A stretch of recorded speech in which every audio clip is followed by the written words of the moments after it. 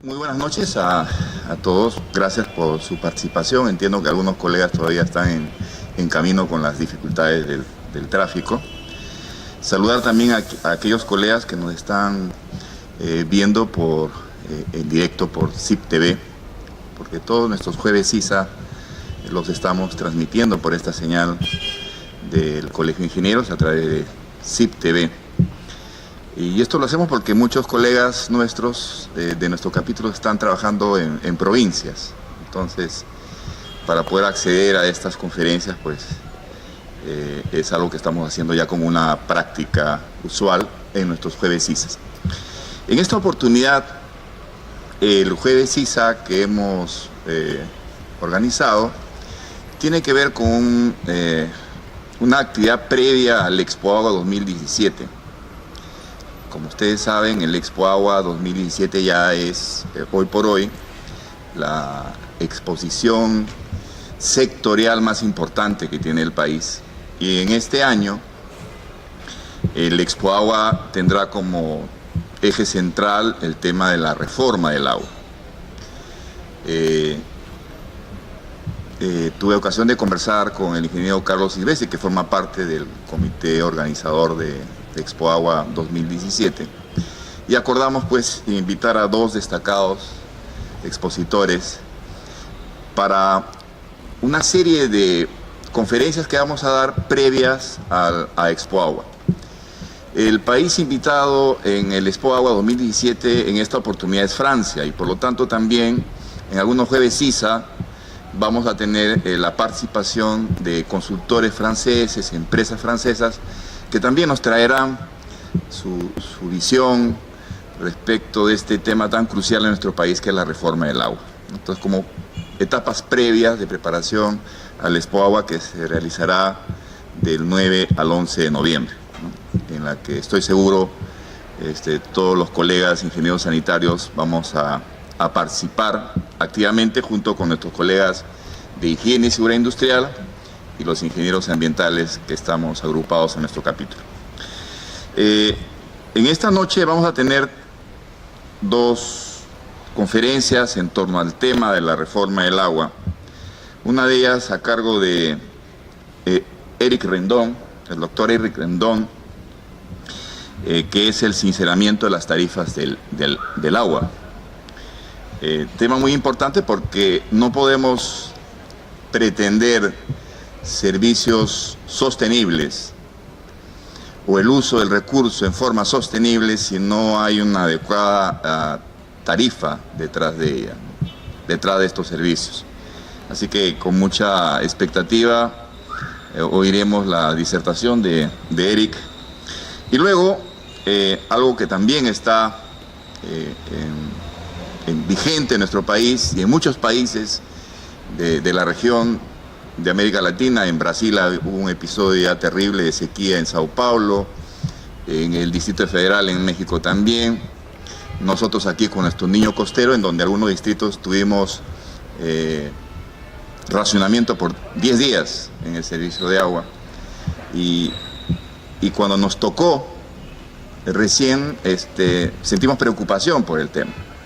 Pero de cara al futuro del planeamiento de nuestros servicios, ¿cómo podemos involucrar la variable seguridad hídrica en este contexto del cambio climático global?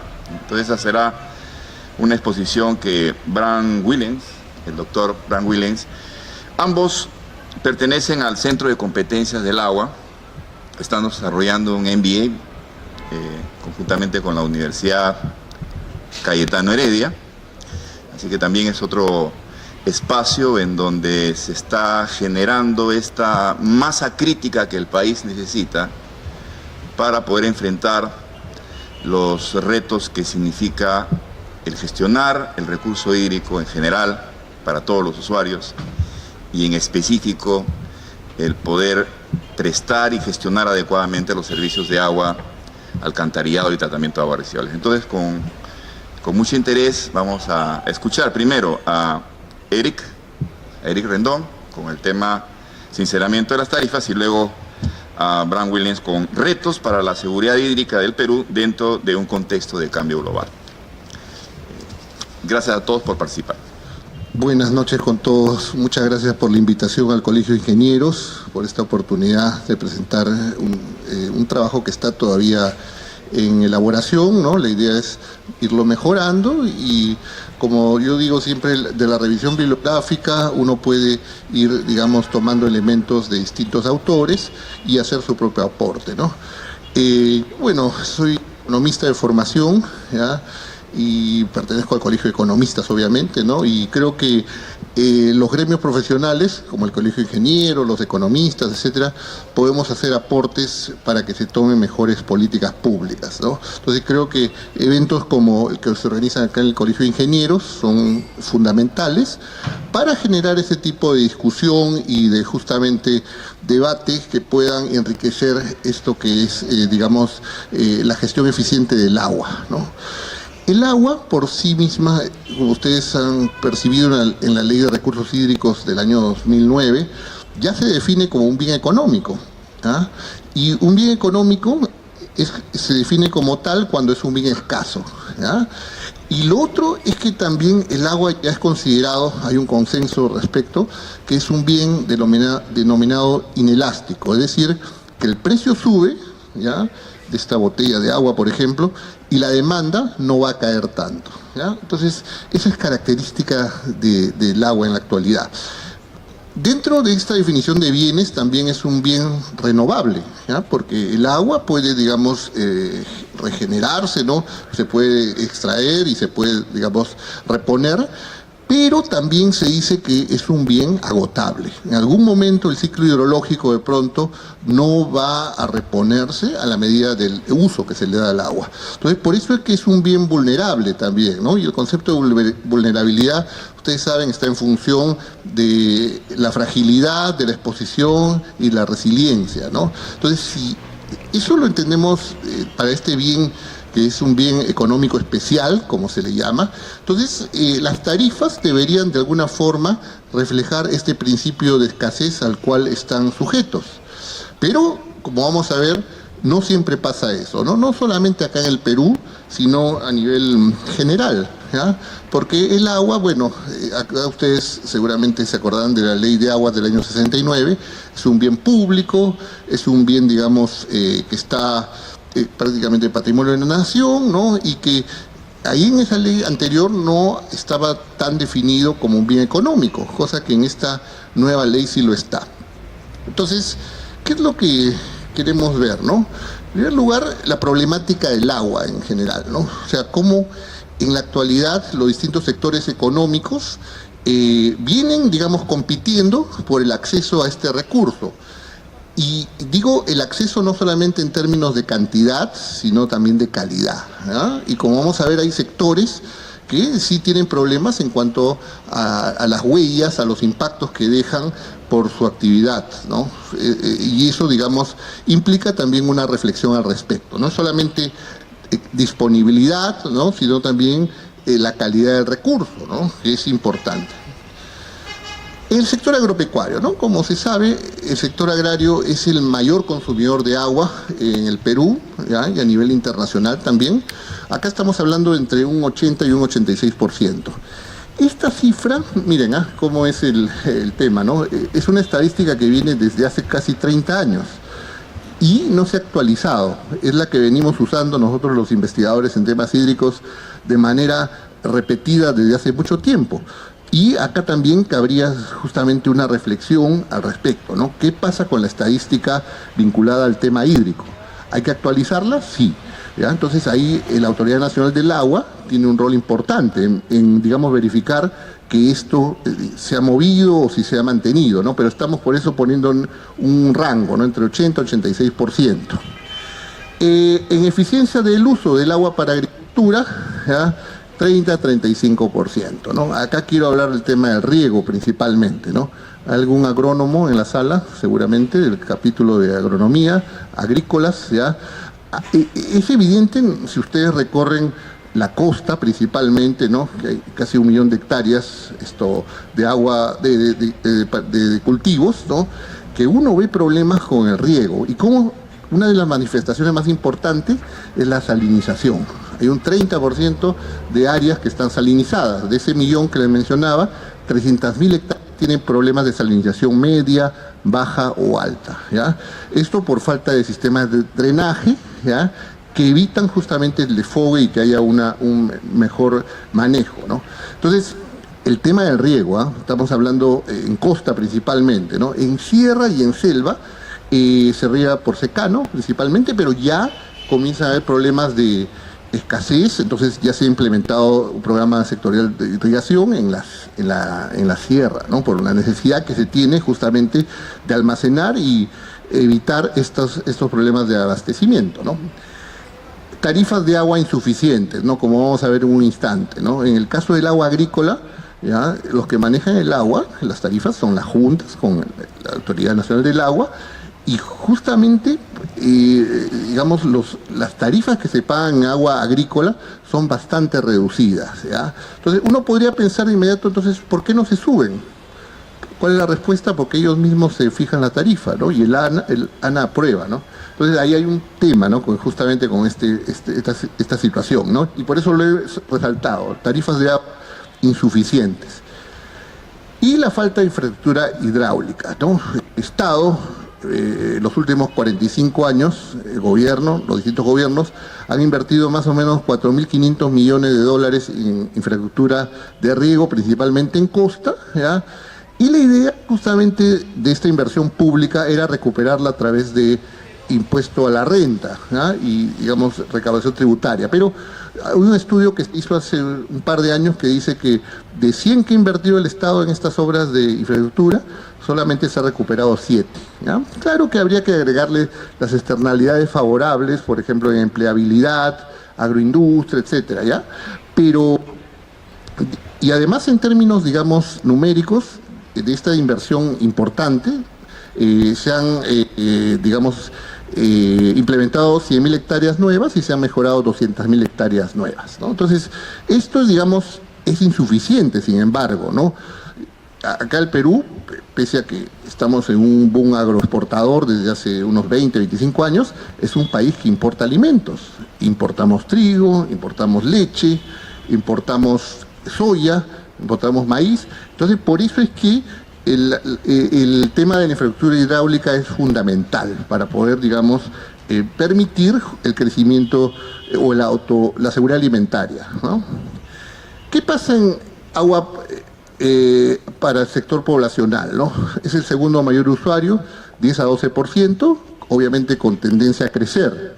¿Ya? Ustedes ven, por ejemplo, acá en Lima ya no hay casi agricultura, poquito nada más, habrá unas 10.000 hectáreas. Los valles, gran parte de los valles de la costa se está, digamos, urbanizando, ¿ya? Ica, por ejemplo, ¿no? Cayete, ¿no? Entonces, hay una tendencia a que esta participación crezca, ¿no? Eficiencia de uso, 40-45%, ¿ya? Pero de todas formas, hay un 50-55% de ineficiencia, ¿ya? Infraestructura obsoleta o sin saneamiento, ustedes que son del capítulo de sanitarias pueden acreditar eso, ¿no? Que hay una brecha, ¿no?, de infraestructura en este punto. Tarifas de agua insuficientes, sobre lo cual vamos a hablar en un momento, ¿no? Es un sector, digamos, un uso también que tiene un subsidio de parte del Estado, ¿no?, de las empresas de agua potable. Y menos del 20% de las aguas servidas son tratadas, ¿no? Acá en Lima creo que estamos hablando de un 18%, ¿no? Pero en general el promedio nacional es así, ¿no? O sea, menos puede ser 10, puede ser 15, pero en todo caso es un porcentaje bajo, ¿no? Definitivamente. Y estando justamente el 67% de la población ubicada en una zona desértica como es la costa, ¿no? Entonces una reflexión podría ser de pronto que se podría mejorar o incrementar este porcentaje. Después tenemos el uso del agua industrial, utiliza alrededor del 6% del agua disponible. La eficiencia no es que tampoco sea óptima, ¿no? Hay un concepto de economía que se llama el óptimo de Pareto, que dice que cuando la eficiencia técnica es la máxima, se logra un bienestar mejor. Acá no se está dando ese tema, ¿no?, del óptimo de Pareto, ¿no? O sea que las empresas también desperdician agua, roban agua, la verdad, ¿no? O sea, hay que decirlo claramente, ¿no? Utiliza aguas de mayor calidad en procesos que no la requieren. Cultura del agua emergente, pero aún insuficiente. Alianzas público-privadas con el sector corporativo. Acá, como ustedes notarán, no le he incluido el tema de las tarifas, ¿ya? Pareciera, digamos, que dentro de la estructura de costos, ¿ya? de las empresas, las industrias, el agua ocupa un porcentaje relativamente bajo, ¿no? En algunas industrias, ¿ya?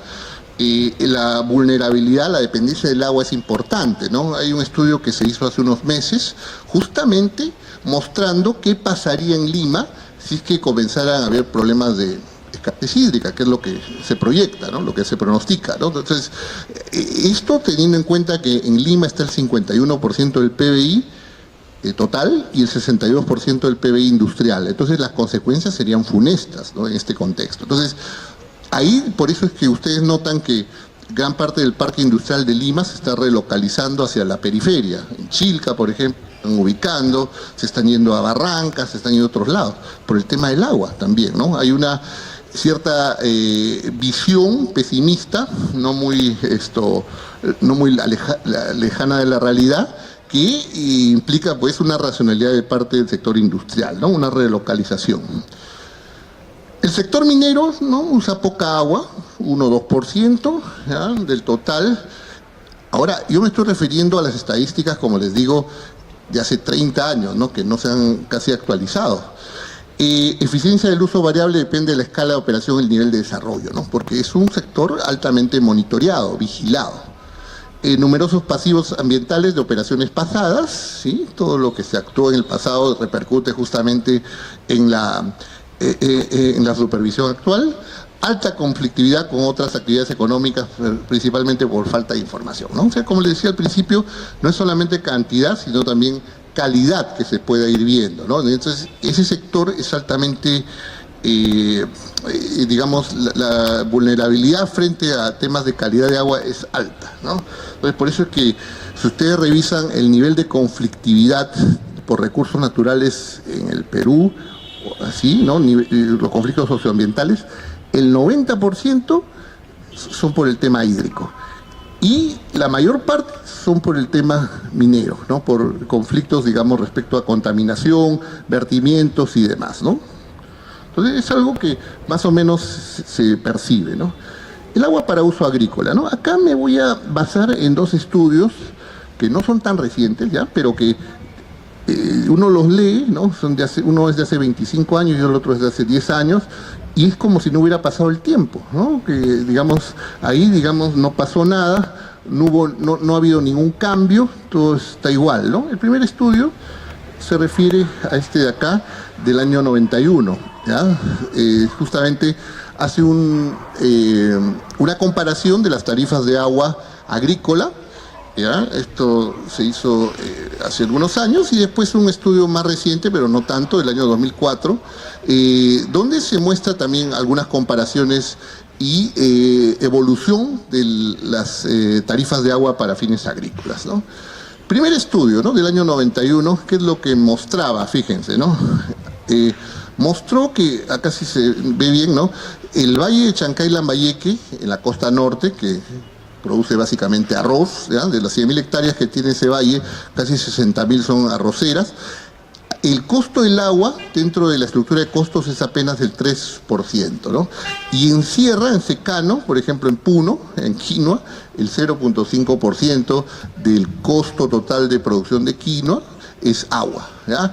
En promedio a nivel nacional se ve que esta es la situación, ¿no? Que había entonces en esos años, hace 25, 30 años, una bajísima participación del costo del agua dentro de la estructura de costos de un cultivo, por ejemplo, ¿ya? Y lo interesante, en ese entonces, año 89, 90, ¿no? Regía la antigua ley de aguas del año 69, ¿no? Que era una ley estatista y todo eso, pero este esquema me pareció interesante, ¿no? Ver cómo en el reglamento de la ley estaban establecidos los distintos rubros que debía cubrir la tarifa. Por ejemplo, operación de infraestructura hidráulica, conservación y manejamiento de infraestructura del sistema, mantenimiento de las obras de regulación, amortización de préstamos aprobados por la Asamblea General, estudios hidráulicos, actividades de capacitación, funcionamiento de las organizaciones de usuarios, adquisición de operación de mantenimiento de equipos, formación y mantenimiento de fondo a reservas, etcétera, ¿no? Entonces estaba ahí, ¿no? Lo que pasa es que, como sucede muchas veces, ¿no? No se cumple, ¿no? Y es lo que se ve acá, ¿no? Habría que justamente evaluar, y eso lo dice este estudio, qué es lo que pasó, ¿no? El cobro que se realizó por el agua no puede, o al menos teóricamente, reflejar la relativa escasez o abundancia. O sea, como el costo o el precio, mejor dicho, era relativamente o altamente bajo, entonces este precio no reflejaba este principio de escasez, ¿no? Era, digamos, algo referencial que seguramente, ¿no?, cubría apenas los gastos operativos de la Junta de Usuarios, las comisiones de regantes, es decir, los gastos del personal, ¿no?, de algún, digamos, personal administrativo y algunas obras adicionales, ¿no? La tarifa de agua debería reflejar su costo, que comprende la amortización de la inversión hecha y el costo de funcionamiento del sistema. Esa es otra conclusión, ¿no? En ese entonces ya se veía que estamos hablando de agua agrícola, el 25%, había una morosidad de 25%, ¿no? O sea, de 100, 75 pagaban y 25 no lo hacían, ¿no? La tarifa de agua difícilmente puede ser un instrumento adecuado para orientar el uso que la sociedad hace del agua, en tanto debido a las interferencias de las consideraciones políticas. Es decir, la Junta, las asambleas que ahí se reunían, decidían pues la tarifa del agua políticamente, ¿no? Y si era una tarifa muy alta, era impopular y de pronto eran revocados, ¿no? No eran reelegidos, ¿no? Que es lo que también otro de los vicios que se ve en estas juntas de usuarios, ¿no? En general, acá hay un alcance que se da respecto a proyectos de irrigación financiados por el Banco Mundial. Encontró que la recuperación de fondos promediaba solo el 30% de los costos totales. Lo más común es que solamente se cubran los costos de funcionamiento del sistema, ¿no? O sea, no solamente acá en el Perú, estos proyectos que se mencionan, a nivel América Latina en general. O sea que se puede decir que la tarifa del agua para el tema agrario, pues, no reflejaba este principio de escasez que les menciono, ¿no? Acá hay el segundo estudio que les mencionaba, del año 2004, ¿ya?, donde se ve, digamos, que la eficiencia del cobro había un 32% de morosidad, ineficiencia. O sea, con respecto al estudio pasado, aumentó en 7 puntos, ¿no? De 25 de morosidad a 32%, ¿ya? Luego, acá en este estudio se hizo, justamente, se tomó los principales valles de la costa y algunos de la sierra, por ahí, ¿no? Para ver cuánto era lo que se pagaba por hectárea de agua, ¿no? Entonces, el promedio de la costa era 122 soles por hectárea por campaña, ¿ya? Y dentro de la estructura de costos, el promedio fue 2.2%, o sea, del total de costos, solamente el 2% correspondía a costos del agua, ¿ya? Y acá se ve, digamos, algunos lugares, como por ejemplo Jequetepeque, ¿no?, zona arrocera. Dicho sea de paso, es la junta de usuarios que más recauda de todas las 105 o 120 juntas que hay a nivel nacional, ¿no? Y hay juntas que recaudan, fíjense, Pisco, por ejemplo, 0.9 y así por el estilo, ¿no? Entonces, este estudio nos permite corroborar lo que se había, digamos, analizado en este primer estudio del año 91, ¿no? Que, digamos, en promedio, lo que se dice acá, hay una baja recaudación, digamos, del agua agrícola, ¿ya? Y esta recaudación pues no alcanza para lo que se requeriría hacer, ¿no?, para obras de infraestructura y demás, ¿no? Los impactos del atraso de tarifas de uso agrario se vienen reflejando con las crecientes ineficiencias en los sistemas de regulación y distribución del agua, con problemas de salinización importantes, ¿no? Es algo que ustedes seguramente son principalmente de ingenieros sanitarios, pero en la agricultura la salinización es prácticamente, como se dice, el cáncer de la agricultura, ¿no? Reponer un suelo salinizado es bastante costoso, ¿no? Entonces, por eso es que se hace esta reflexión al respecto, ¿no? Este estudio hecho por Segarra, ¿ya?, se le hizo recientemente una entrevista en marzo último, y él, digamos, hizo algunas estimaciones, ¿no?, un modelo econométrico, y dijo lo siguiente, que en el caso actual, 2017, las tarifas de agua para fines agrícolas deberían costar 3.5 veces más, ¿ya? no lo digo yo por si acaso, está el colega, ¿ya? Está la fecha de la entrevista en el diario El Comercio, ¿no? Que justamente eso, si se sinceraran, si digamos, se subiría 3.5 veces más, sí podría cubrirse los costos de operación y mantenimiento, ¿no? Pero, como les digo, es un estudio que se hizo hace poquito, ¿no? Hace unos meses, ¿no? Pero eso es lo que se podría ver respecto a las tarifas agrarias. Vayamos al caso del agua para consumo humano, ¿no? Con las diferencias del caso, ¿no?, que se puedan dar, ¿no? Obviamente la prioridad siempre es agua para consumo humano, agua potable.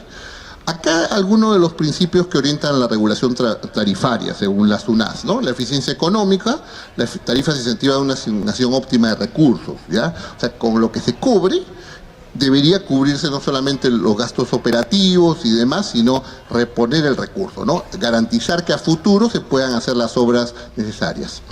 Viabilidad financiera, recuperación de costos sostenidos requeridos para su funcionamiento eficiente, equidad social, permiten el acceso a mayor número de pobladores, ¿no? Acá entra el principio de subsidiariedad del Estado, o sea que el Estado debe principalmente ocuparse de las poblaciones más vulnerables, ¿no? Entonces, por eso es que también hay subsidios para el agua, ¿no? La simplicidad, tarifas de fácil comprensión, aplicación y control, cosa que muchas veces no pasa, ¿no? Cuando yo analizo las tarifas, a veces me cuesta, ¿no? O sea, analizar cada rubro, ¿no? Transparencia de conocimiento público, están las memorias de SEDAPAL, de las empresas de agua potable, ¿no? La no discriminación, SUNAS otorga tratamiento igualitario frente al procedimiento del sistema tarifario, ¿no? Y voy a retomar este punto después, ya, para hacer unos alcances finales, ¿no? Esto es más o menos el esquema del régimen tarifario, ¿ya?, que tiene la SUNAS, ¿ya? Se proyecta hace 5 años y tiene, digamos, una condición inicial y una situación objetivo, ¿ya? Obviamente que si ustedes analizan qué es lo que está priorizando la SUNAS, ¿no?, es que las inversiones o los ingresos, ¿ya?, puedan, en primer lugar, garantizar la construcción de presas de regulación, ¿no? Ese es una de los objetivos, ¿no? El manejo de cuencas, ¿ya?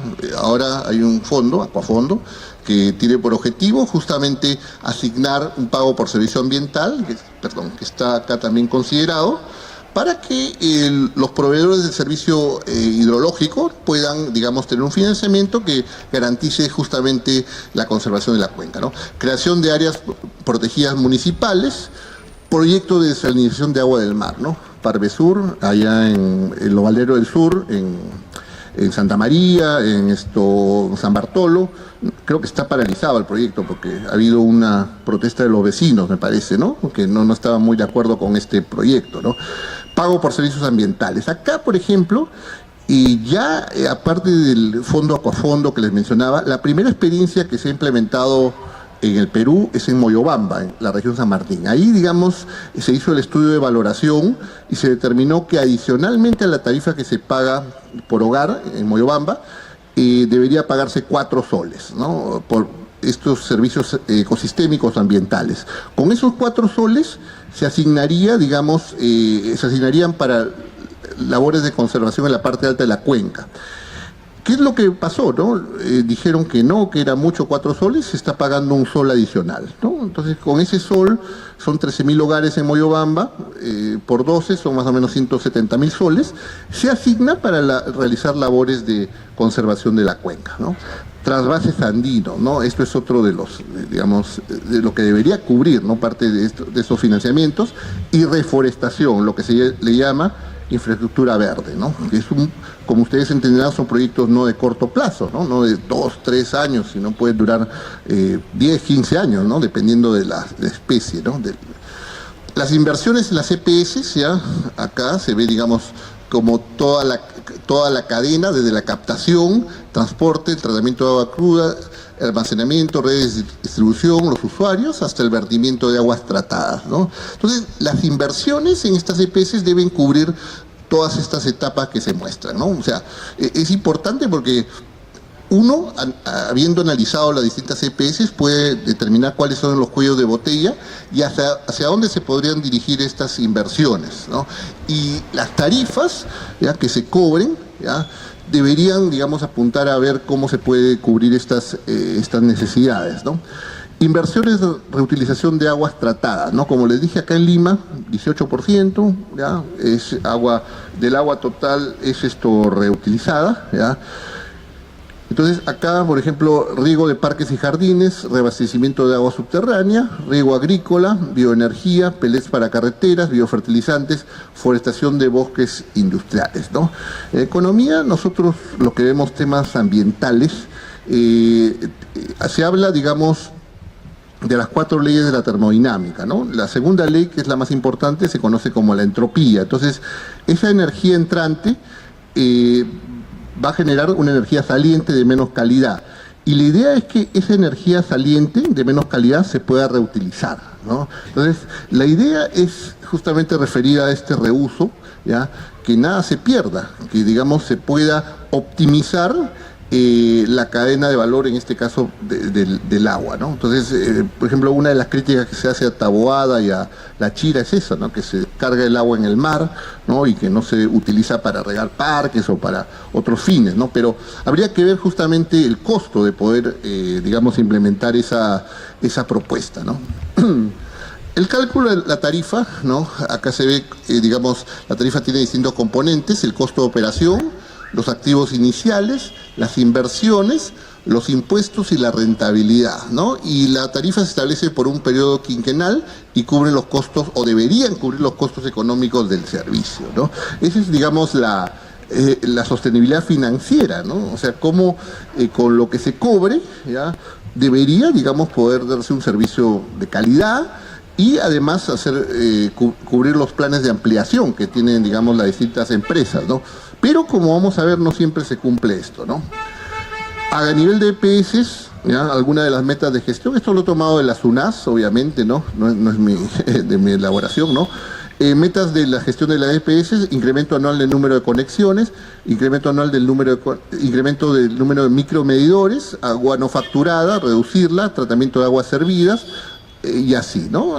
Entonces, la idea es justamente cómo con estas iniciativas de proyectos se podría contribuir a cumplir con estos indicadores. Perdón. Acá los datos, ¿no?, que se ve. Al 2013 la cobertura de agua asciende al 86.1%, habiendo un 13.9% de población que aún no cuenta con el servicio, ¿no? Entonces, la meta es justamente... Bueno, esto es del quinquenio anterior, ¿no? Parece que no se ha llegado a la meta del todo, ¿no? Pero la idea es justamente tomarlo como un referente, ¿no? Brecha de cobertura y calidad de servicios: 14 empresas ofrecen el servicio 12 horas al día o menos, ¿ya? 2 empresas no cumplen con los estándares de presión de agua establecidos en el Reglamento Nacional de Edificaciones, ¿ya? Y acá está un poco la situación de estas empresas, ¿no? O sea, tenemos un tema de abastecimiento, ¿no?, y también de calidad del servicio, ¿no?, que no hay disponibilidad permanente por una serie de deficiencias, ¿no?, sobre todo en las inversiones. Acá, por ejemplo, ¿no?, lo que dice el Ministerio de Vivienda: modelo de gestión colapsado, injerencia política en la gestión de las EPS, nula evaluación del desempeño, ninguna empresa es autosostenible. Miren, no lo digo yo, lo dice justamente el sector público. Atomización, escala de la empresa ineficiente, 15 empresas con problemas de liquidez, 19 empresas con problemas de endeudamiento. Empresas continuarán con evaluación definitiva para definir si entrarán al régimen de apoyo transitorio. O sea, si hacemos un resumen, pues, de la situación financiera de la mayor parte de EPS, tenemos que están en déficit, ¿no? Y eso, de alguna forma, alguien tendría que pagarlo, ¿no? O se hace una alianza público-privada, no sé, por decir alguna posibilidad, o se incrementan las tarifas, ¿no? A ver, en agua y saneamiento, ¿no? 7 millones de peruanos no tienen agua, ¿no? Esa es la brecha, como se dice. 10 millones no tienen saneamiento. 70% de los desagües se pierden, no se reusan, ¿sí? Empresas de agua se encuentran quebradas, como acabamos de ver. Falta de agua caracteriza a los más pobres del Perú, mitad de enfermedades por falta de agua, ¿sí? Eso es así, ¿no? O sea, hay una evidente relación entre escasa calidad de agua y cantidad y proliferación de enfermedades, ¿no? Sedapal, ¿no? Que es una empresa más importante, ¿no? Sirve a más de 10 millones de habitantes. Hay un millón de limeños que no tienen agua potable ni desagüe y pagan 6 veces más, representando el 20% de sus ingresos. O sea, cuando uno ve, digamos, justamente cuánto pagan los más pobres por el servicio de agua, digamos, ocupa una cantidad más importante de sus ingresos, ¿no? Pero la recaudación, ¿no?, de Sedapal tampoco no es que sea tan insuficiente. Recaudan más de $1 millón diarios, 700 millones de soles al año, ¿no? Es una empresa muy subsidiada por el Estado, 50%, ¿no? O sea, ahí el nivel de subsidio es bastante importante, ¿no? Pierde 30% del agua producida, funcionario nombrado por gobierno de turno, tarifas no cubren costos, grandes pérdidas operativas, deterioro de infraestructura causa deficiencia en los servicios, ¿no? Entonces, y acá está justamente referido a la tarifa cómo estamos, ¿no? Acá es más o menos 2 soles, 2.50 tal vez en algunos casos, el costo del agua potable por metro cúbico, ¿no? Y si lo comparamos con otras capitales, otras ciudades, solamente nos supera Caracas en agua más barata, ¿no? Pero Caracas es un ecosistema lluvioso, ¿no? Pero el resto, fíjense, es Arica, que es seco, ¿no? Sao Paulo, que ahora también tiene problemas de sequedad, digamos, y en fin, ¿no? Tenemos esta situación. Madrid, ¿no? México, tienen tarifas mucho más altas, ¿no? O sea que habría que, esto lo muestro con el fin no de decir que hay que digamos, sincerar las tarifas de una forma automática, sino justamente para ver cómo estamos comparativamente con el resto de otros países, ¿no?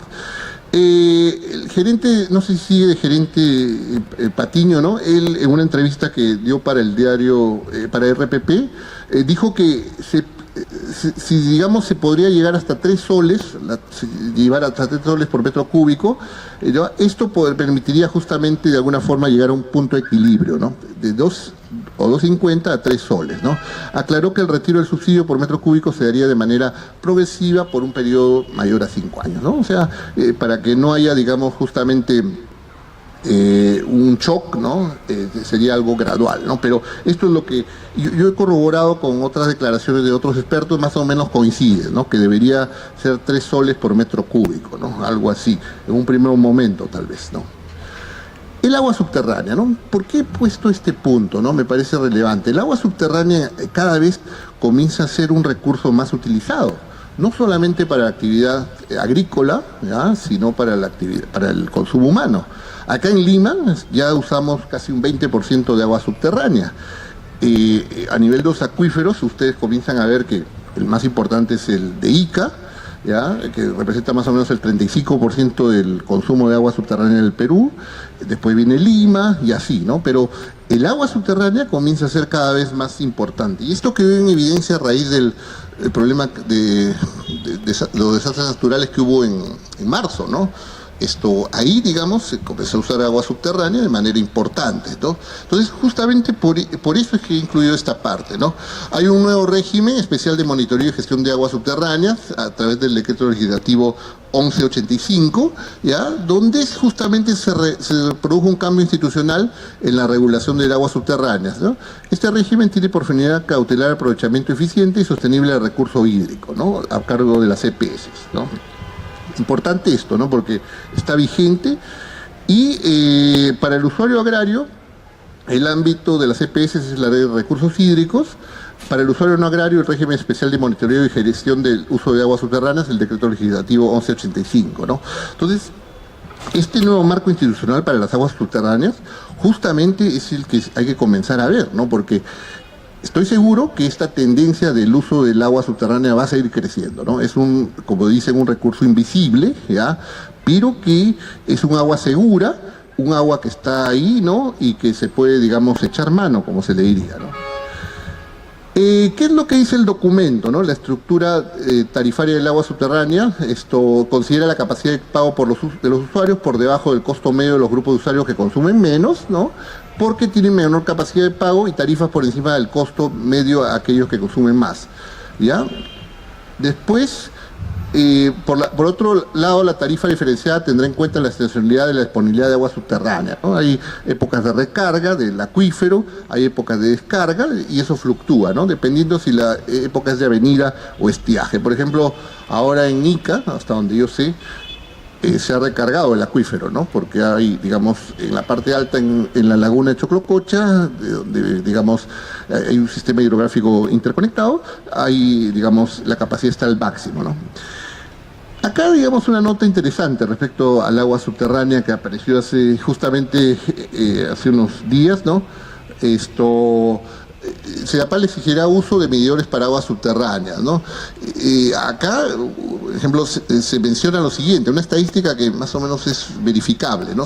Solo en el periodo 2000 al 2015, CEDAPAL dejó de recaudar ingresos por aproximadamente 85 millones por 3 motivos, referido al agua subterránea, ¿no? Resoluciones no puestas al cobro por procedimientos judiciales, reclamos 35 millones y morosidad casi 9 millones, ¿no? Entonces, acá hubo una propuesta de un congresista justamente para regularizar esta situación, ¿no? Y de pronto las empresas que acumulan, que tienen agua subterránea, ¿no? Ellos pueden aprovechar este recurso, ¿no? Y si no hay una supervisión rigurosa, ¿no? Ellos pueden generar sobrelucros, ¿no? Sobre ganancias, ¿no? O sea, cuán elástico o inelástico es este bien, ¿no? Habría que ver. Pero lo que yo sé es que cada vez vale más, ¿no? Más caro, ¿no? Entonces, esto es una situación que puede repetirse justamente en fenómenos como los del Niño, ¿no? Que se dio hace unos meses, ¿no?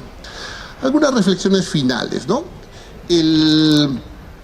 La OECD, que es el grupo de países al cual el Perú aspira a pertenecer, ¿ya? Justamente para poder llegar a este club, ¿ya? de países en nivel de desarrollo alto medio, ¿no? Hay que cumplir con una serie de tareas, ¿no? Ellos en OCDE tienen 4 grupos de indicadores: los indicadores ambientales, los institucionales, los sociales y los económicos, ¿no? En el tema ambiental, ¿ya? La CEPAL hizo un análisis también de lo que se estaba generando acá en el Perú respecto al manejo tarifario del agua, ¿no? Dijo lo siguiente, ¿no? Si bien es cierto, desde el año 2005 las tarifas han aumentado en 60%, o sea, en 12 años 60%, el precio alto es bueno, tiene que reflejar el costo de servicio y las externalidades. Es decir, uno habla de una externalidad negativa, por ejemplo, en el tema ambiental, cuando hay una... digamos que costear, a incorporar dentro del costo de producción una contaminación o demás, ¿no? Se habla de una externalidad. Entonces, esto es lo que dijo, ¿no?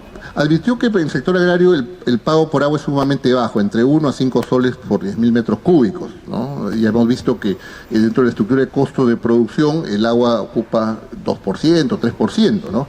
Y que ese sector está pagando muy poco y no alcanza para cubrir la gestión de la Autoridad Nacional del Agua. Entonces, una primera medida consistiría en el sinceramiento de los precios, pero ¿el consumidor los aceptará?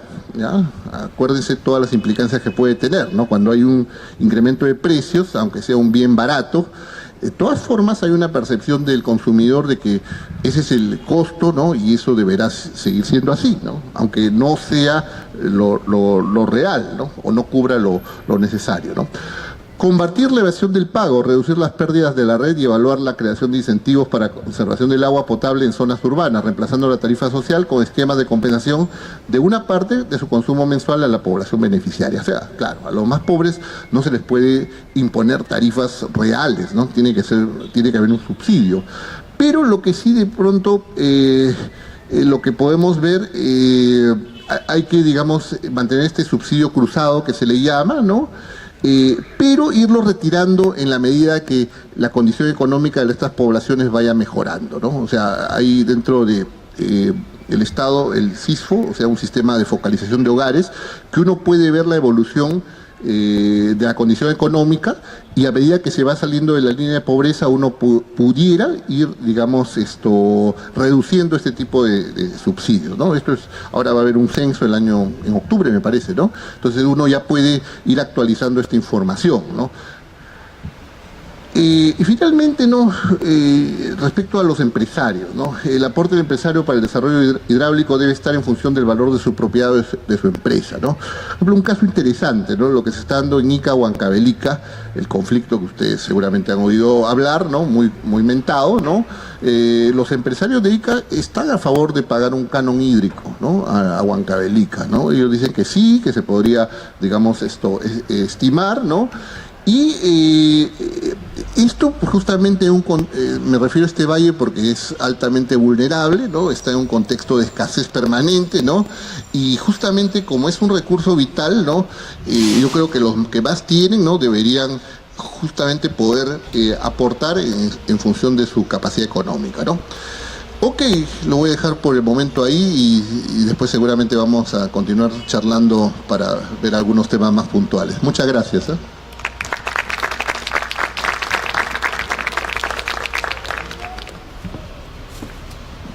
Muchas gracias, Eric. Interesantes las reflexiones de Eric. Efectivamente hay un tema de tarifas que resolver en el país, tanto para el uso agrario como uso poblacional, industrial, etc. Y creo que en la reforma que está en proceso en nuestro país sobre el agua, sobre este bien económico, tendríamos que también hacer un análisis de las lecciones aprendidas en otros países, ¿no? Y hay ciertamente en el caso del sector saneamiento algunos pilares básicos, que es la escala adecuada. O sea, no podemos pretender ser empresas sostenibles con muy pocas conexiones, ¿cierto? La escala adecuada. El tema de que exista infraestructura.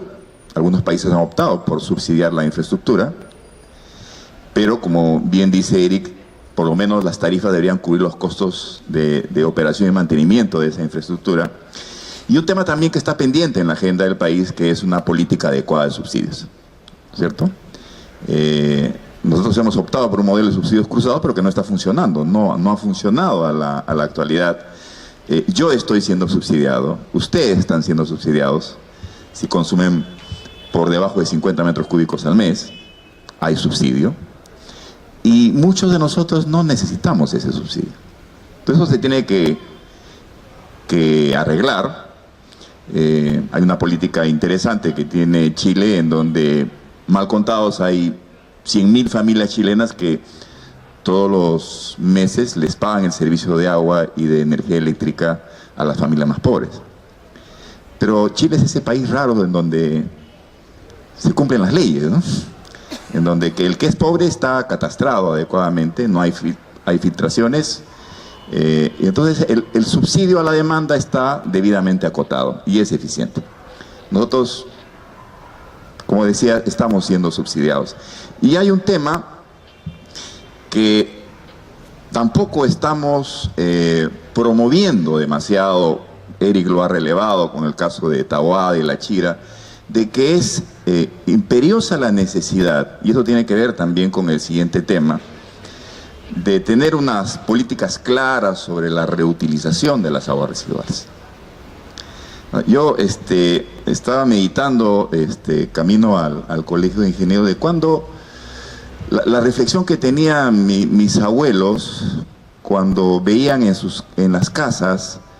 Y yo nací en Huancayo, viví en Huancayo y las casas eran de adobe, en que todas las conexiones eléctricas eran expuestas, ¿no? Estos cordones de dos cables expuestos con grapas, y seguramente la reflexión era en ese momento, oiga, ¿cómo es que estas casas no estaban preparadas para tener las instalaciones eléctricas a través de ductos como es ahora? O como es ahora, ya tenemos la posibilidad incluso de tener sensores que permitan encender y apagar las luces en forma automática, y hoy por hoy incluso tenemos la posibilidad incluso de activar algunos aparatos eléctricos con ciertos niveles de automatización. Creo que la reflexión de mis nietos y mis bisnietos seguramente será cómo es posible, en su momento, cómo era posible que mi abuelo, o sea yo, podía vivir en una ciudad en donde se tenga que hacer grandes esfuerzos para potabilizar el agua y luego utilizar ese agua potable, que costó tanto trabajo potabilizarla, para la descarga del inodoro. ¡Qué irresponsables! Entonces, seguramente la reflexión histórica para esas generaciones será la de por qué no estuvimos preparados para el reuso. Pero eso es lo que se viene, ¿no? Entonces, en la siguiente exposición, Brian Williams nos va a hablar sobre los retos para la seguridad hídrica del Perú en este contexto de cambio global. Seguramente nos hará alguna mención sobre el reuso.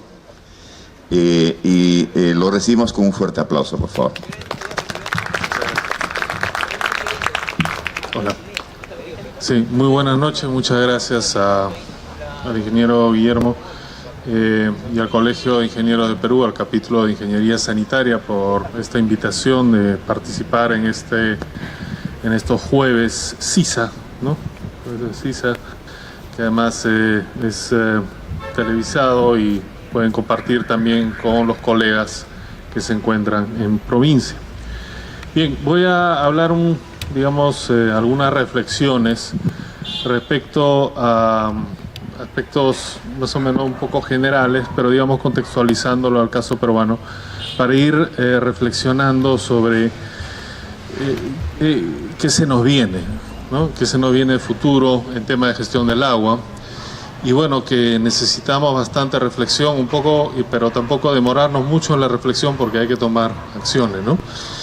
Creo que una de las cosas buenas del actual alcalde, con todo el tráfico que nos genera, es que nos da tiempo para reflexionar mientras que llegamos a la casa o al lugar donde queremos ir.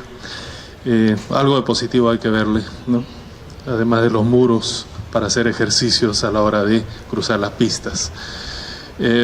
Supongo que eso no son ingenieros como debían ser, no son por lo menos de la UNI, creo yo. Okay. Muy bien. Partamos del concepto de la gestión integrada de recursos hídricos, que es, lo que subyace la actual ley de recursos hídricos.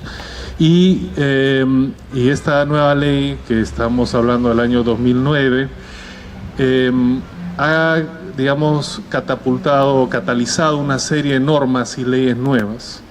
Ver el agua ya no como un bien público únicamente, sino también un bien económico, como lo señaló Eric, que refleja la escasez del recurso y por lo tanto el precio y su costo se incrementa.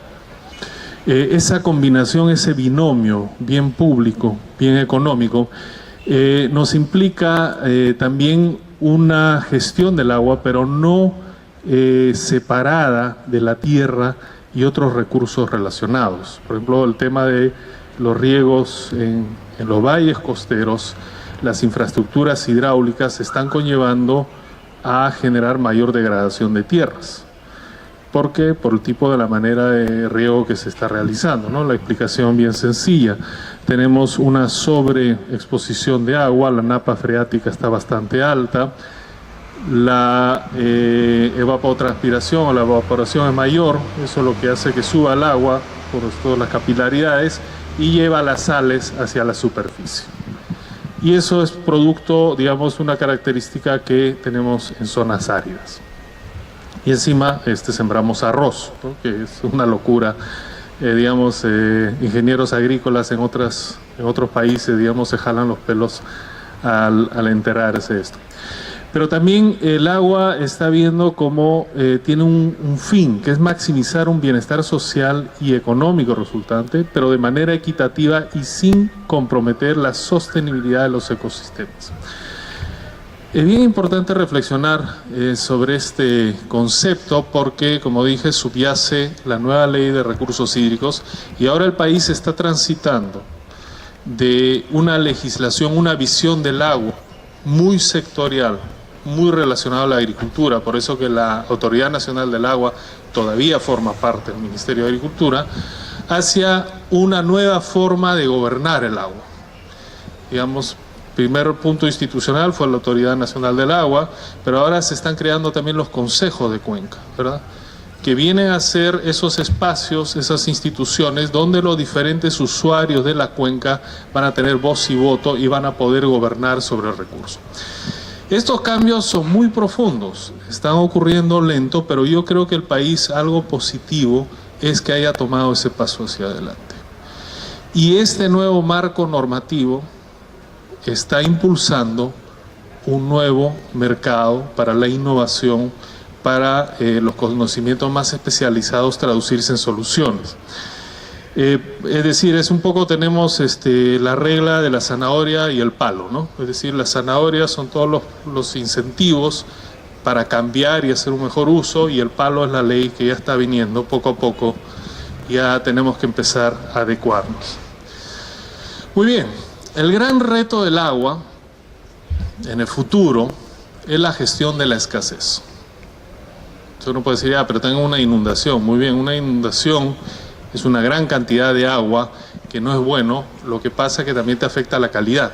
O sea, los pueblos amazónicos tienen agua potable de muy baja calidad, a pesar de que tienen el río más caudaloso al costado, pero es por exactamente el tema de que no la cantidad involucra calidad. Es decir, escasez, estamos hablando de dos cosas. Poca disponibilidad del agua y también una baja calidad del mismo. Cifras oficiales de la Autoridad Nacional del Agua, que digamos lo ponemos como una estadística oficial, la única que tenemos. Mencionó Eric que ya tiene 30 años, hay que refrescarlo, pero bueno, es lo que hay. Y se está hablando, digamos, que el Perú tiene aproximadamente 200 billones de metros cúbicos anuales, es decir, 200 millones de metros cúbicos anuales, que cae de lluvia, y la gran mayoría drena hacia el Atlántico, ¿no?, hacia la selva. Y de ese total, aproximadamente 20.000 millones, es decir, estamos hablando, el 1% es lo que es aprovechado, de los cuales más o menos 50% se pierde. Bueno, cifra más, cifra menos, son estadísticas, hay que tener cuidado con las estadísticas. Si ahorita entra acá a la sala Bill Gates, en promedio somos millonarios, ¿verdad? Se va Bill Gates, volvemos a nuestra triste realidad. Bueno, no es tan triste, no se sufre, pero se goza, como dice. Bien, en el Perú podríamos clasificar dos retos macro, ¿ok? Por un lado está la distribución asimétrica, y sabemos que la costa recibe alrededor de 2-5% de volumen, alberga más del 60% de la población, genera más del 80% del PBI. ¿Qué quiere decir esto en cristiano? 6 de cada 10 peruanos viven en la costa, y 8 de cada 10 soles son producidos en la costa. Es decir, tenemos una población y una economía fuertemente acentuada en las zonas de estrés hídrico permanente. ¿Bien? El otro gran reto es que en el Perú nos quedan muchas brechas para la estructura, para la gestión de la calidad del agua. Estamos hablando de entre 20, 30, 32% de aguas tratadas. Se estima una brecha de 50.000 millones de soles al 2021 si queríamos alcanzar los objetivos del Bicentenario. Obviamente no los vamos a alcanzar, ¿no? Ya estamos a poco tiempo y los procesos todavía demoran. De acuerdo a la ANA, ¿cómo se distribuye entre sectores, ¿no? Entonces tenemos agricultura, una gran cantidad que es el 80%, población 12%, industria 6%, minería 1%. Nuevamente, repito, son valores promedios. En el caso de Lima, por ejemplo, Chillón, Rímac, Lurín, que son las tres cuencas que alimentan, es más bien al revés, más del 80% para consumo humano. Claro, tenemos la mega ciudad de Lima que está acá. Entonces, esto varía de zonas, pero a nivel país tenemos estas cifras. ¿Cuáles son los desafíos globales? ¿Qué se nos viene? De acuerdo a varios estudios, se estima que para el 2050 la demanda de alimentos va a subir un 50-60%, las industrias se incrementarán en un 400% y una producción energética en un 140%, lo que a su vez generará una mayor demanda por el agua. En el caso de los países emergentes, como es el caso de Perú, esto va a ser mucho mayor. Y esto está asociado no solamente con el incremento de la población, sino también con la calidad de vida, con los usos y patrones, ¿no? El otro día vinieron unos colegas de la Universidad de Huelva, hace una semana, que hacen ingeniería en minas, y él hizo una pregunta que lo voy a, vamos a hacer ese ejercicio ahorita grupal. ¿Qué de lo que tenemos acá no proviene de la minería? Un ejemplo. La madera. Para esto has necesitado un serrucho, has necesitado cortadoras, has necesitado clavos, has necesitado traerlo acá, estructurarlo. Digamos, una cosa que no provenga de la minería. ¿Ah? ¿Qué cosa? El agua. Esta agua. No, pero hemos necesitado estas botellas, y estas botellas necesitan máquinas para hacerlas, necesitamos transporte para traerlas. Es decir, lo que sucede, no tengo acá el gráfico, lo tenía de otra presentación, pero más del 90% de nuestros recursos que usamos, materiales y los recursos energéticos, son no renovables. Esa es la esencia de la sociedad moderna. La sociedad moderna está basada, su desarrollo, en el uso y consumo de recursos no renovables. Y una de las consecuencias, obviamente, es el cambio climático, porque quemamos más carbono. Y como la vida se nos hizo más fácil, teníamos más tiempo, no solamente para reflexionar e ir a misa, sino también para reproducir. Entonces la tendencia global se ha ido incrementando. Y parece que no nos quedamos quietos. Entonces, esto es lo que se nos viene. Esto es lo que se nos viene. Necesitamos más industrias. El Perú, si quiere pasar de ser un país primario exportador, tiene que tener más industria. Para eso necesita más energía y necesita mayor cantidad de agua. ¿Qué significa esto? Significa que las futuras inversiones van a tener que ir a la relocación del uso del agua, principalmente de la agricultura y ecosistemas, porque no estamos considerando en toda esta contabilidad, teóricamente sí, pero en la práctica no, que los ecosistemas requieren de agua. Y que un buen ecosistema que funcione bien, valga la redundancia, nos incide en agua de buena calidad. ¿No es cierto?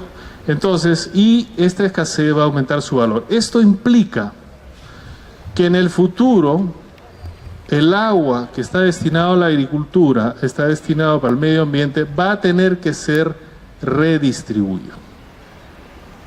Hacia ahí van a ir las inversiones. Y si nosotros adoptamos el clásico enfoque ingenieril de la gestión del agua, que todavía lo tenemos, porque digamos la ley de aguas del 69 estuvo vigente hasta el 2009, estamos hablando 2-3 generaciones que se han formado en esa ley, y ahorita estamos todavía con la resaca, y recién estamos pasando a lo nuevo. Si nos centramos en el enfoque tradicional, nos vamos a centrar en la gestión de la oferta. Es decir, buscar más represamiento, más trasvases, más etcétera. La gestión integrada de recursos hídricos nos obliga ahora también a gestionar la demanda. Y ahí es donde se abren mercados importantes, oportunidades importantes para el reuso, ¿no? El reciclaje, etcétera. Pero esto involucra lo que dicen en inglés trade-offs, o sea, gano y pierdo. Toda decisión que se toma, o ganas o pierdes. Hay que encontrar, muchos discuten si tenemos que encontrar la solución óptima o la solución estable. No necesariamente es lo mismo. Muy bien. Veamos el caso peruano. Ahora vamos un poco, esto es lo que se nos viene a futuro, a dónde vamos a direccionar, a dónde van a apuntar las políticas, dónde van a ir las inversiones, que es la relocación. Vamos al caso peruano en el tema ya del cambio climático, que es este factor que está ahí, no lo sabemos todavía atrapar, ¿no? Es una especie de... Sabemos que está ahí, es el digamos, el forzador silencioso que nos va a empujar y le va a adicionar una complejidad mayor a nuestra gestión del recurso hídrico. Esto es, bueno, el Perú básicamente su distribución en 3 grandes regiones, la Amazonía, los Andes y la costa desértica, ¿no es cierto? Y si nosotros queremos entender por qué la costa es desértica, por qué la Amazonía tiene mucha agua, ¿no? Tenemos que ver cuáles son los grandes forzadores climáticos que influyen en ello. Y básicamente el clima del Perú está determinado, por un lado, el anticiclón del Pacífico, que genera la famosa corriente de Humboldt, ¿no? En el Perú se le conoce como la corriente Humboldt, en muchos países del exterior se le conoce como la corriente peruana. Es decir, entonces tenemos la corriente de Humboldt o la corriente peruana que lleva aguas frías, ¿no? Que tiene y el lado norte tenemos la corriente del Niño de aguas calientes, porque esta es la zona donde mayor radiación solar recibe la Tierra, por lo tanto es más caliente. Y luego tenemos los forzadores que provienen del Atlántico y que son los que van a llevar las masas húmedas, ¿no? Del Atlántico y de la Amazonía hacia el cerro.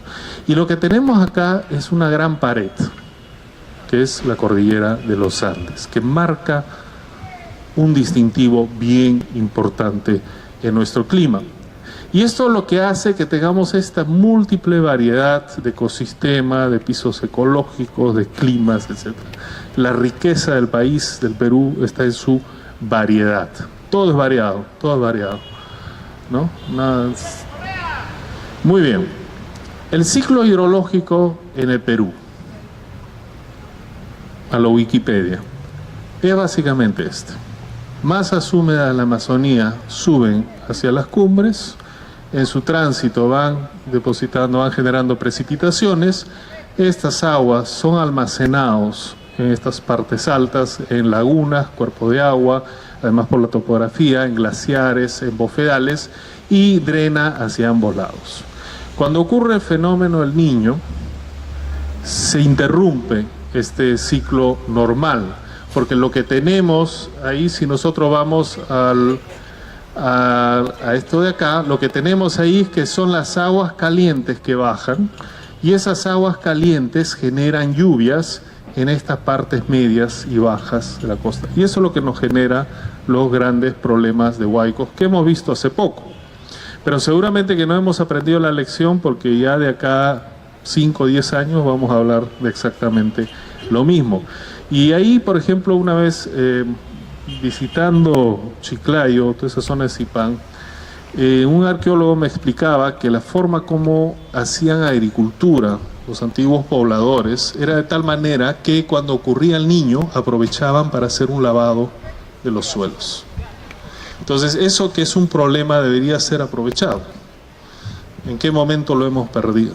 ¿No? Eso es ¿Qué pasó? Creo que estuve machucando el botoncito y se me fue. Muy bien, entonces este es el ciclo hidrológico. ¿Qué está pasando con el cambio climático? ¿Cómo lo podemos visualizar en el Perú? ¿Cómo podemos verlo?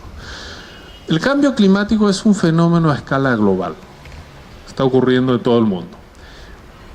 En el caso peruano, lo que observamos, digamos, el patrón distintivo es el calentamiento dependiente de la altura. A mayor altura, la temperatura se está incrementando a mayor velocidad. Eso está corroborado con estudios científicos. Y el aspecto más notorio, obviamente, son los glaciares. El retroceso de glaciares es notorio. ¿Ya? Muchos que se han comprado sus esquís y querían ir a esquiar hace 30 años ya no les sirve de mucho. Eso está pasando en el país. Pero esto es, digamos, los glaciares finalmente no es la principal fuente de agua o de reserva de agua del país. Es importante para algunas cuencas, el Santa, es importante para el Mantaro, digamos, para el Chulcas, creo que es el que baja de... Es correcto, Chulcas. Y el Vilcanota, ¿no? En la zona de Cusco. Entonces, hay otros ecosistemas que son estos de acá, que son los bofedales, por ejemplo, que son humedales altoandinos. Esto es acá en Lima, en Canta, arriba, llegando a la laguna de Chuchú, ¿no? Entonces tenemos ahí grandes extensiones bofedales que son humedales andinos, que además son contenedores de carbono. Esto, por ejemplo, trabajo de una tesista, de un tesista mío, y acá vemos un análisis en el caso de Apurímac. Dicho sea de paso, yo crecí en Andahuaylas, hice mi colegio, todo ahí. En Andahuaylas todos somos más o menos así, algunos. Entonces, ¿qué observamos acá? En el lado derecho es la tendencia de temperatura del suelo, en el lado izquierdo tenemos parte verde, es la ubicación de bofedales. Donde observamos un mayor calentamiento es donde justamente están los bofedales.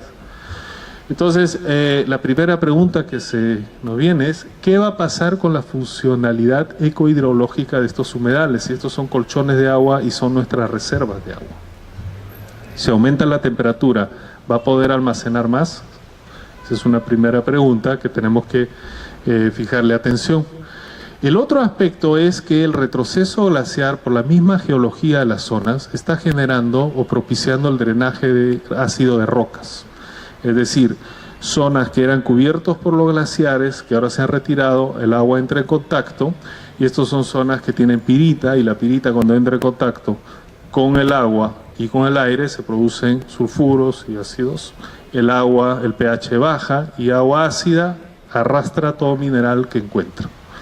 Y estas son zonas que presentan ahora estos problemas de acidez.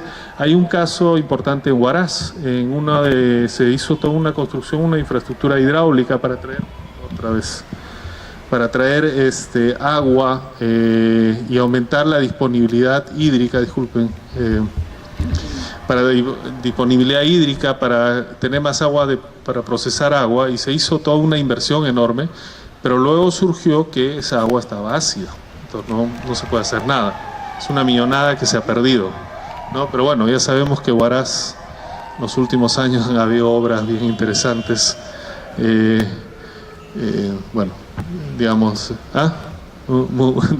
hay otros factores quizás que ahí entran.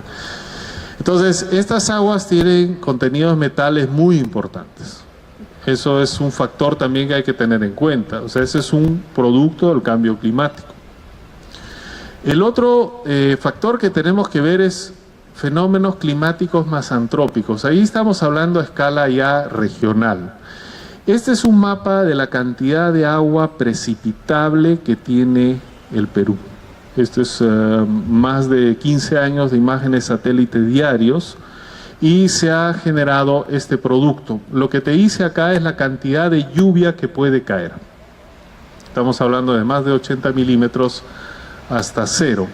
Obviamente, lo interesante es que acá el desierto de Sechura tiene gran cantidad de humedad en la atmósfera, pero no precipita por los factores que tienen que ver con la corriente de Humboldt.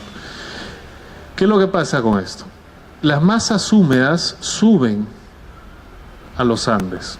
O sea, esa lluvia viene de los Andes, de la Amazonía.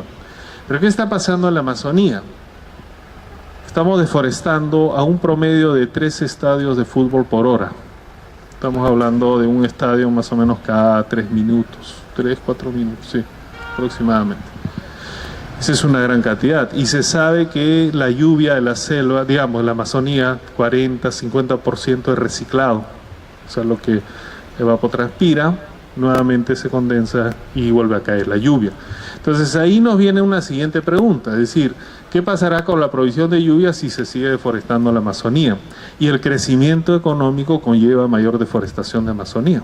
Claro, hay que ver también las grandes extensiones que tenemos ahora de palmito o de producción de biodiesel, ¿no? Palma aceitera, todos estos temas. Es decir, la selva todavía, nuestro concepto es hay una canción, ¿no? Un vals, ¿no? Y se llama Perú, ¿no? Y la selva es fuente inagotable de riqueza, ¿no? Esto está muy metido en nuestros, ¿no? Entonces, con esto lo que estamos viendo es un poco gestionar el agua, no solamente gestionar el agua de Lima, tenemos que gestionar el agua de Perú en un contexto, es decir, si queremos asegurar el futuro del agua en Lima en los próximos 50, 100 años, tenemos que controlar la deforestación en la Amazonía. Está ligado. Finalmente estamos hablando de escala local. Acá sí entra netamente el tema antrópico. Y acá estamos hablando de cambio de uso de suelo, sobrepastoreo, minería, crecimiento urbano. Esto es, por ejemplo, un bofedal en Ayacucho, donde se observa una gran cantidad de alpacas en la zona.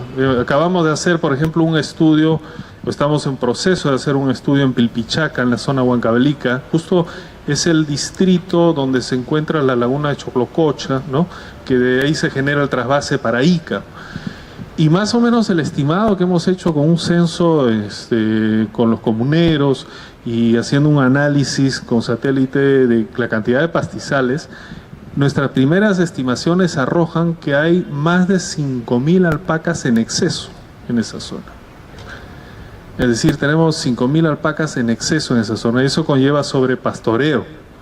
Y ese sobrepastoreo es una degradación de suelos y el suelo es como un recurso limitado porque su recuperación demora siglos, ¿no es cierto?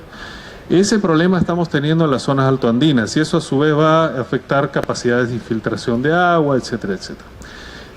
Por ejemplo, es un río donde cuando era niño y era feliz, el mundo era ancho y ajeno, pero a su vez los sueños eran interminables, en Andahuaylas, donde uno se bañaba. Y la última visita que tuve es una cloaca, apesta. Es una cloaca, o sea, es triste. Han usado el río para sacar arena, para generar. El alcalde tiene una cantera ilegal en el río, o sea, se zurran simplemente en el río. Claro que cantan su canción, ¿no? Mi río chumbao, etcétera, ¿no? Cuando están borrachos, ¿no? Y consumen mucha agua, pero esa es una cloaca. Pero un gran problema, por ejemplo, cuando me contaron que querían instalar una planta de tratamiento de aguas residuales, la gente no quiere. Pues claro, apesta, ¿no? O sea, yo quiero agua limpia, pero no quiero una planta acá. Problemas complejos. Y acá como último les quiero mostrar también en la zona de Andahuaylas. Estamos hablando acá, estamos a 4.000 metros de altura. Se está haciendo agricultura mecanizada. Un ingeniero agrícola que sea bien observador puede darse cuenta que los surcos están en esta dirección. Esto promueve la erosión de suelos, ¿no? De suelos agrícolas, y esto contribuye a la degradación de suelos. Pero lo que estamos viendo, esto también es producto del cambio climático. Si a mayor altura tenemos temperaturas que se incrementan, nuestra frontera agrícola se va a expandir a esas zonas. Y hay varias zonas, en la zona de las Punas, sobre todo, no tanto hacia el flanco occidental, sino más hacia el flanco oriental, donde la calidad de suelos son bastante buenos, pues son acúmulos de carbono, ¿no? Entonces, esto, digamos, nos conlleva algunas reflexiones finales, digamos. Tenemos que aportar desde la ciencia a la toma de decisiones, diálogo, ciencia política. ¿Por qué es importante la ciencia? Porque la ciencia nos permite cuantificar estos trade-offs, o sea, estos pierde-gana, estas compensaciones, si no tomamos decisiones en base a aspectos cualitativos. El otro aspecto es, desde el mundo de la ciencia y desde el mundo de los expertos, tenemos que hacer lobby e influir.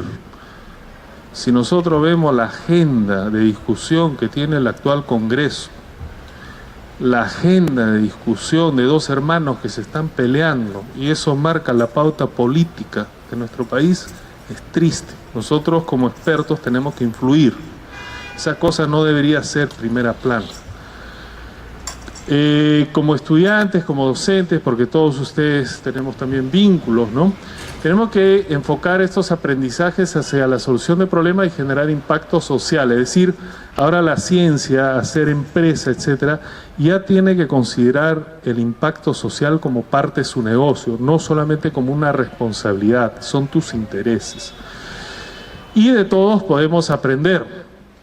Y finalmente, algo que a mí me alivió mucho saberlo, porque obviamente andaba frustrado, es no vamos a cambiar el mundo, es decir, pero podemos influir en nuestro entorno. Con esto quisiera agradecer nuevamente al ingeniero Guillermo por su amable invitación, a todo el capítulo de Ingeniería Ambiental y Sanitaria, Ingeniería Sanitaria y Ambiental, CISA. Quería mencionar dos cosas más. Uno, como mencionó Guillermo, este evento lo estamos enmarcando dentro del Expo Agua, que este año se ha llamado Hacia la Reforma del Agua, porque ese es el gran cambio que está ocurriendo.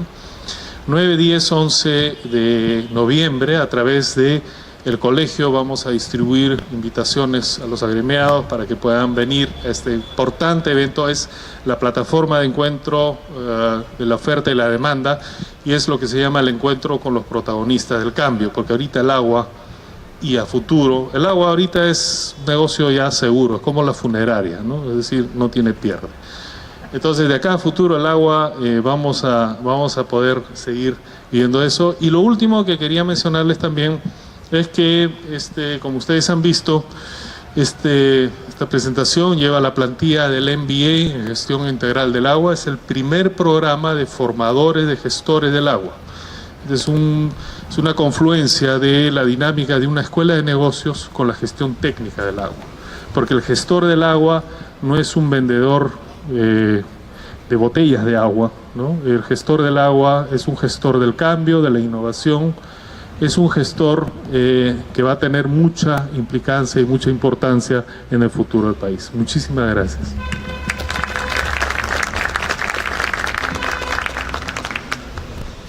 Bueno, muchas gracias, Bram. Gracias, Eric, por tu disertación. Creo que ambas conferencias han sido muy motivadoras. Ya tenemos más temas de reflexión en el pesado tráfico de Lima, como se ha mencionado. Y creo que en cada uno de nosotros surge a partir de estas dos exposiciones nuevos temas de preocupación, nuevos temas de reflexión, pero también nuevos temas de esperanza. Porque este camino hacia la reforma del agua va a implicar de cada uno de nosotros, por supuesto, conocimiento, pero también compromiso. Así que yo quiero felicitar a ambos. Tenemos mucha expectativa por lo que están desarrollando en el Centro de Competencias del Agua.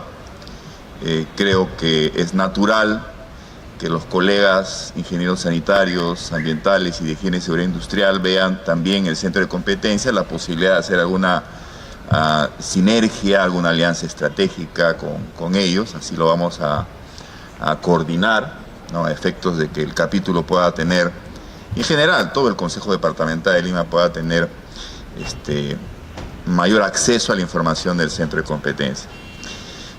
Reiterar también de que el Consejo Departamental de Lima, el Colegio Ingeniero del Perú, está apoyando la organización de Expo Agua, ¿no? Queremos sentirnos también socios estratégicos en este evento, y como lo ha mencionado Bram, buscar las facilidades para que el mayor número de nuestros colegas puedan participar en ese trascendente evento, ¿no? En donde la oferta y la demanda, como lo ha mencionado Bram, se confluyen, y donde tendremos la ocasión particular. El año pasado el país invitado fue España, este año es Francia. Ellos tienen una trayectoria muy grande, histórica, en el tema de la gestión del recurso hídrico. Y creo que va a ser una extraordinaria oportunidad de ver cómo podemos no adoptar, sino adaptar alguna de las lecciones aprendidas de la historia de Francia. Creo que son algunos temas que podríamos también programar como fase preparatorias al Expo Agua. Yo voy a rogarles a tanto a Eric como a Bram que nos dejen su presentación. De ordinario, nosotros, a los colegas que nos están viendo por CIP TV, aquellos que se inscribieron, han dejado su correo electrónico para poder trasladarle las exposiciones a cada uno de ustedes. Es un material de referencia, siempre tendremos que hacer referencia a ambos conferencistas, por supuesto. Eso es una buena práctica. Y quisiera terminar invitándolos a un pequeño cóctel, ¿no es cierto? Estamos en el mes de la patria, estamos prácticamente a una semana de nuestras fiestas, y creo que va a ser una extraordinaria oportunidad para que puedan conversar con Eric y con Bram sobre temas de interés en específico, mientras disfrutamos un pequeño vino en honor a nuestra patria, en honor a nuestro querido Perú. Gracias a todos ustedes. Buenas noches.